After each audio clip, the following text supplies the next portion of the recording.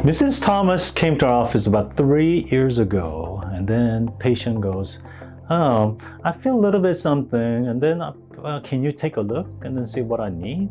And upon examinations, and I saw a tooth with a large amalgam filling, and there's a small little craze line cracks, and then there's a recurrent decay right there. So I recommended that she needs a crown so we can properly protect this tooth. But she hasn't done it for a long time. And finally, we did it a few days ago. And then I removed all this filling out, and then this is what I saw. I removed quite a bit decay, but still there's some decay left in there. And this is how much she lost tooth structure. And you can kind of see there's a craze line right there, even internally. And this is a clear indication that it needs a crown. Hi, this is another case.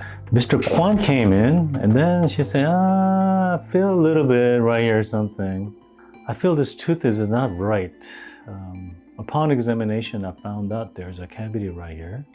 And when you look at x-ray, you don't see really that much cavity or whatsoever, maybe possibly a little bit right there. And then, but clinically, you can see this filling is leaking. So, we have a choice between, shall we do the filling or shall we do crown or inlay? We talked about many options. And then what I did was I removed the decay. And then you can see there's a large decay underneath right there. Do you see right there? After completely removing all the fillings and the decay, and you can see how much area that has lost right there. Of course, you remove the further decay and this decay right there. What we do is after we remove all the decay, what we do is we use something called a spoon excavator. What we do is we just try to scoop it out with a hand instrument. If tooth is soft, then it will come out. If it's stained, it doesn't come out anymore. And this is why you need a crown. And we talked about shall we fill it, the large filling, or shall we just end with a compromised tooth? Or shall we crown it so we can properly protect it for a long time? This is tooth number 5.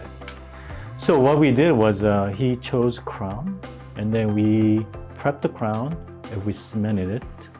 And this is what final looks like. What makes a good crown versus bad crown? Here we go. When you look at this area right there, there's no gap whatsoever. That makes a good crown. We always take 2 x-rays, or sometimes more than that, to make sure all the margins are perfect on x-rays and also clinically. So we just look at this one and it looked very good. So we cemented it, and let's look at the final picture. There's our final picture. And let's look at another picture and another picture. We take many pictures to make sure that it's cemented properly.